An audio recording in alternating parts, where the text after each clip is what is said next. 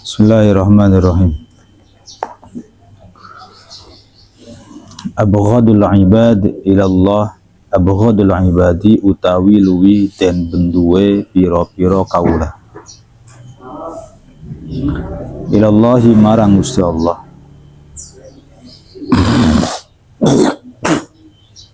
Iku man wong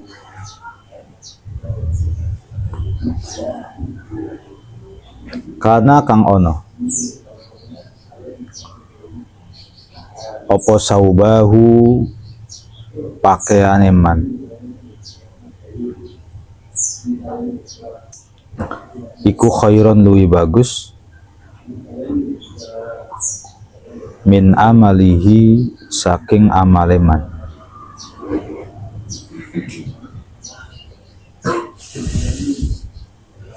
Antakuna rupane nyento ono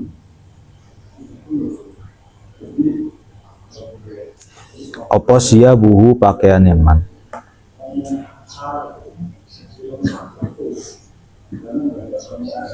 iku sia bal ambiyai pakaiane para nabi.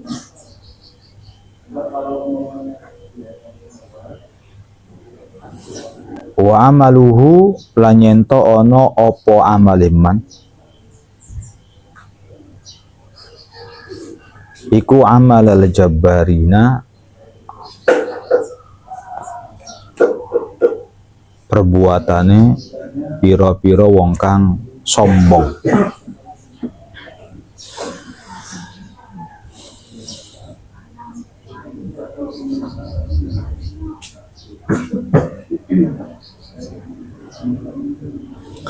Ablihu nyampeake sira kabeh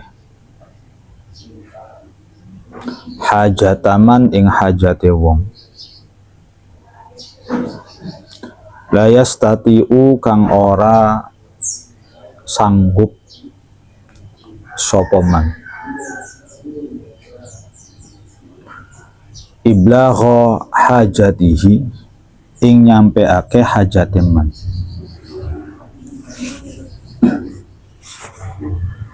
Paman mongko utawi sapane wong iku ablagha nyampeake sapa man sultanan ing pemimpin hajataman ing apresiasi wong hajate wong layastatiu kang ora sanggup sapa man iblagha ing nyampeake hajat sabbata mongko nguwatake sapa Allahu Gusti Allah taala qadamaihi ing glamakan lorone man alas sirati ing atase sirat yaumal kiamati ing dalem dina kiamat. Hadis yang ke-8, manusia yang paling dibenci Allah adalah seseorang yang pakaiannya itu lebih baik daripada amalnya. Pakaiannya lebih baik daripada perilakunya. Pakaiannya seperti pakaian para nabi, tapi perilakunya itu seperti perilaku orang-orang sombong. Salah satu pelajaran di hadis ini untuk santri terutama, kalau bisa utamakan batin daripada zahir, utamakan dalman daripada luar. Nah, di umur-umur sekitar itu lebih mengutamakan gaya luar ketimbang dalaman. Ada orang punya utang, utangnya banyak, numpuk 21 juta. Lalu dikasih uang sama kakaknya 21 juta nih buat bayar utang.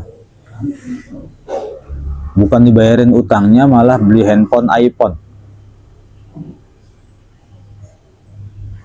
Ini berarti orang lebih mengutamakan hal-hal yang luar gaya ketimbang sesuatu yang dalam. Ilmu itu ada di dalam, gaya itu ada di luar. Ilmu itu ada di dalam, lisan itu ada di luar. Kalau kamu masih mengandalkan lisan, ngerayu-ngerayu cewek, chat-chatan, bergaya, motor di klaksonin, berarti belum hebat. Orang dianggap hebat itu apabila isi dalemannya itu lebih hebat daripada luar. Ada rumah yang keluar kemarin tuh di TikTok atau di Facebook tuh, ada rumah yang luarnya tuh kayak gubuk, lihat dalamnya kayak istana tuh, nyenengin banget gitu. Ketimbang dibalik, ya, ketimbang dibalik, rumahnya kayak istana, dalamnya berantakan gitu loh.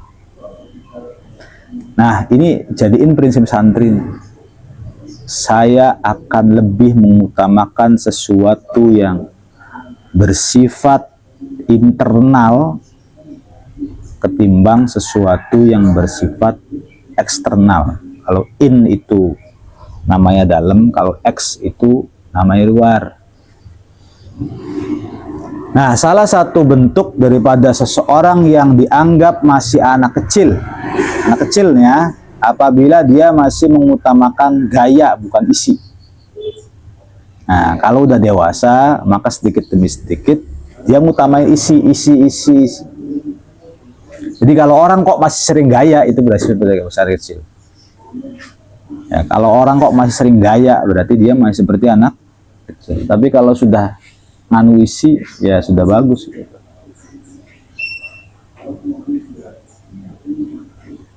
Favorit, kelihatannya hebat, tapi dalamnya pendidikannya bobrok. Atau pesantren, sekolahan yang kelihatannya biasa-biasa saja, tapi aktivitasnya berkualitas, maka lebih baik aktivitasnya berkualitas. Tanya sama laki-laki nih. Ada perempuan, dia punya uang banyak,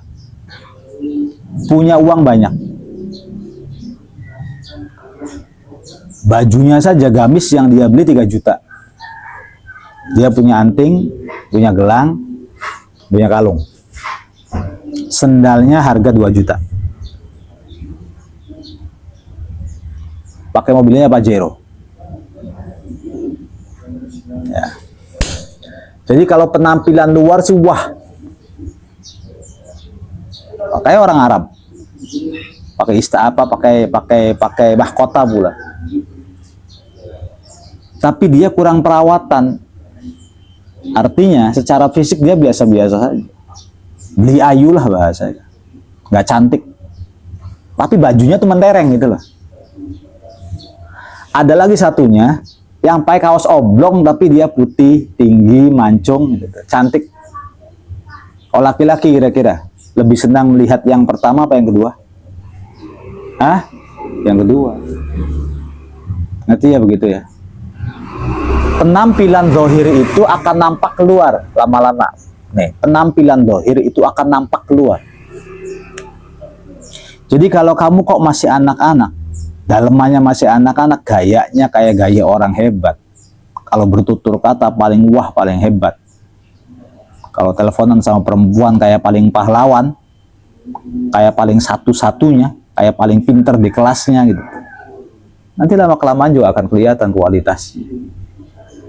Diutamakan kualitas ketimbang kuantitas. Ya, tidak melenceng dari hadis ini. Ya, hadis abghadul ibad ilallah man kana thawbahu khairan min amalih antakuna thawbahu antakuna thiyabuhu thiyabal anbiya wa amaluhu amalal jabbarin. Itu artinya adalah hamba yang paling Allah benci adalah seorang hamba yang dia lebih memprioritaskan, mengutamakan, mendahulukan hal-hal luar ketimbang hal-hal dalam. Ya, gaya motornya pengennya Vixen, handphonenya pengennya iPhone, pengennya itu luar, tapi tidak mengutamakan saya tuh pinter nggak sih gitu. Kepala saya isinya apa sih, kedewasaan saya sampai mana sih, nggak ngutamain begitu. Jadi yang penting mah gaya.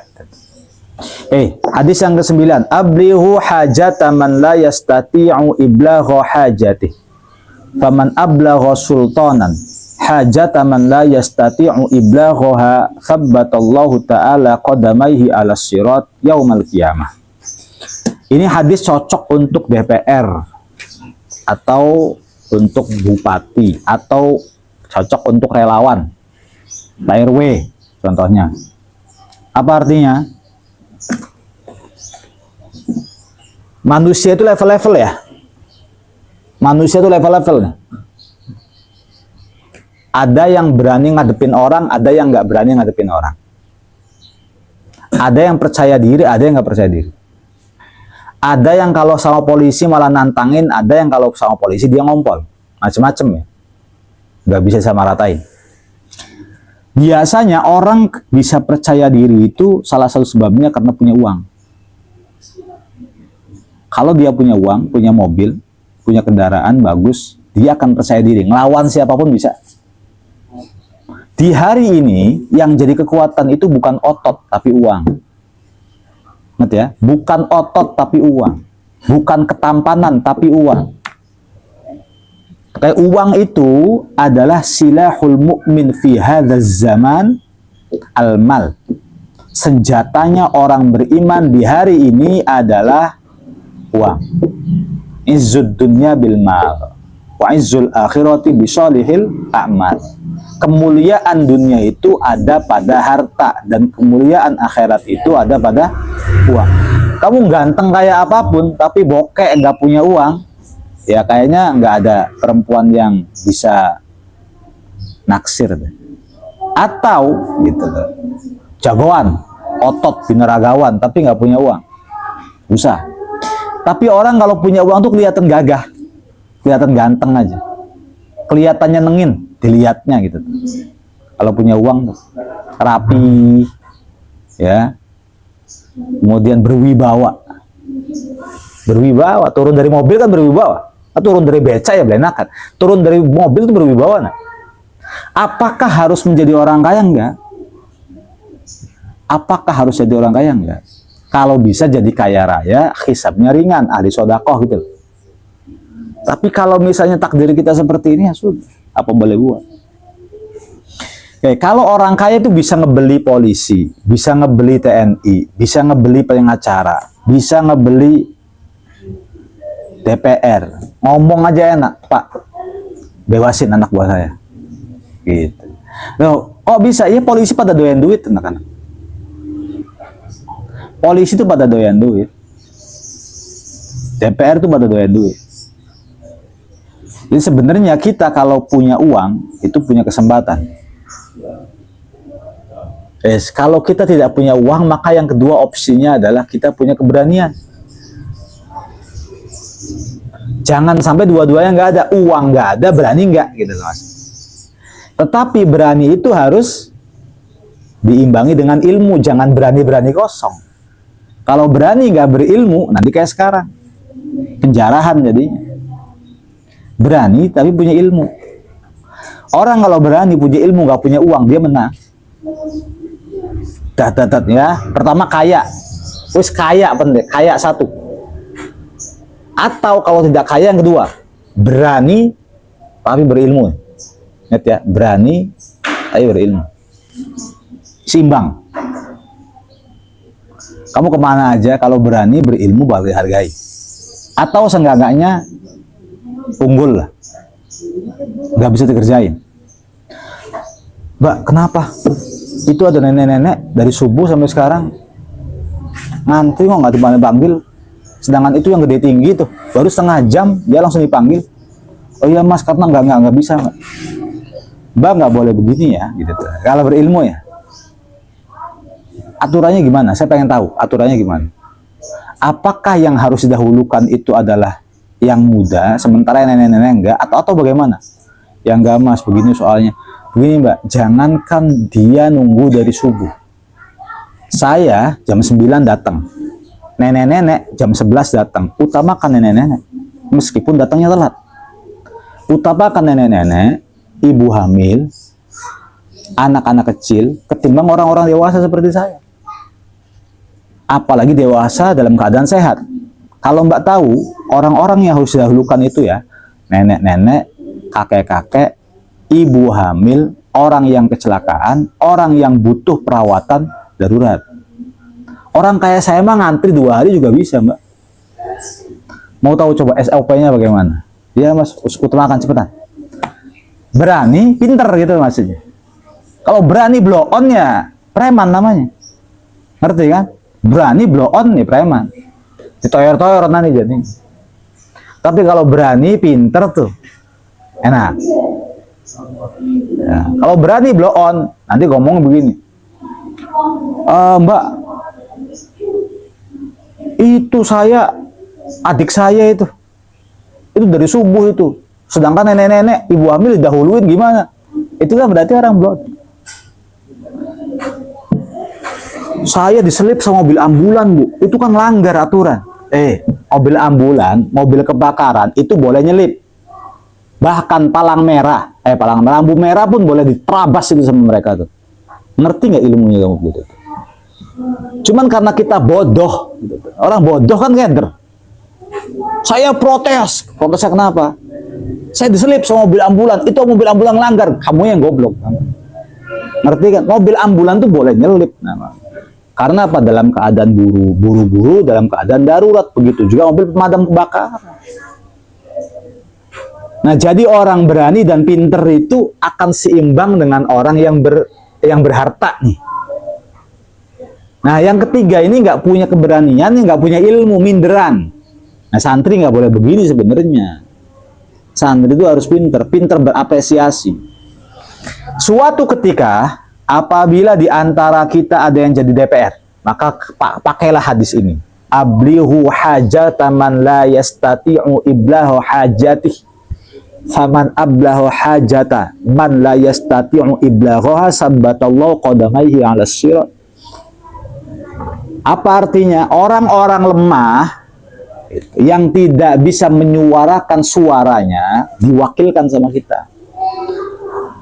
Artinya, ablihu, sampaikanlah hajataman, kebutuhan atau apresiasi seseorang, apa namanya, hajataman la yastati'u iblahu hajah.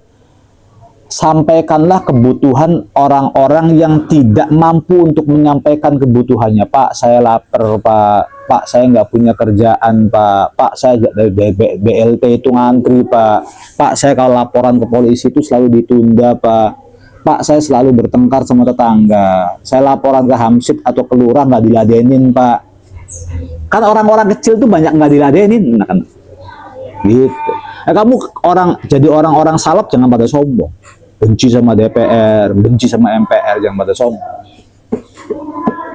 Kalau ngomong salap-salapan yang Mbah Maimun Zubair salap P3, DPR, Mbah Dimyati Rois juga Al-Fadlu DPR juga. Mau segagah apa kita dengan kesombongan Alfiah Ibnu Maliknya?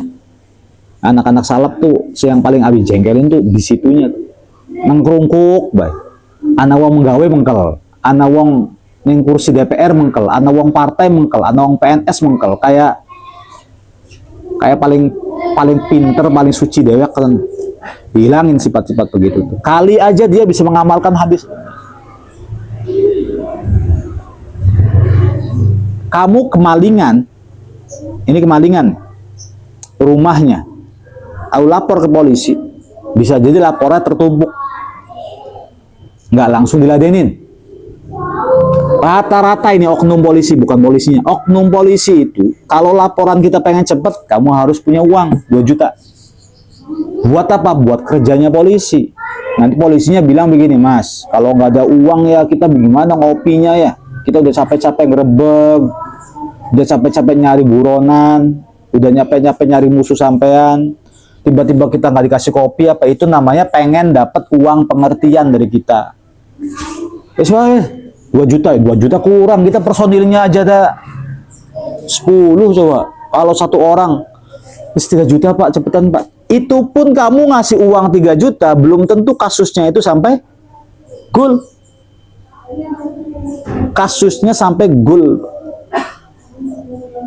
Coba kalau kita jadi orang hebat, tadi kita punya kekayaan, 2 punya keberanian dan kepintaran misalnya. Kita sampaikan Pak polisi. Apakah aturannya harus begini, Pak? Maksudnya, Mas, setiap orang yang laporan, ini orang kan masyarakat. Anda itu kan pelayan masyarakat. Anda duduk di sini sudah digaji loh. digaji dari APBN. Kalau misalnya kok sampean nggak mau bergerak demi masyarakat, masyarakat ada yang laparan, kok sampean diem saja, berarti Anda melanggar. Coba kalau diomongin begini, nanti polisi juga bingung. Yaudah kita gerak. Nah ini namanya wasilah lisan, ini adalah balighul hajah. Seseorang yang menyampaikan hajatnya kepada pemerintah. Maka ablighu hajata man la yastati'u iblaghu hajatih, sampaikanlah hajatnya seseorang yang tidak mampu menyampaikan hajatnya.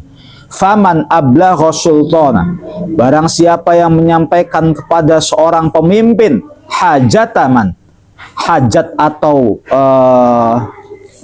aspirasi seseorang yang la yastati'u iblaghaha, yang tidak mampu untuk menyampaikan aspirasinya, maka orang ini yang jadi DPR ini, DPR bener tapi ya, pengacara bener nih, DPR atau pengacara yang bener nih, sabbatallahu ta'ala qadamaihi ala syirat, maka Allah akan menguatkan kedua kakinya berjalan di atas syiratul mustaqim yaumal qiyamah.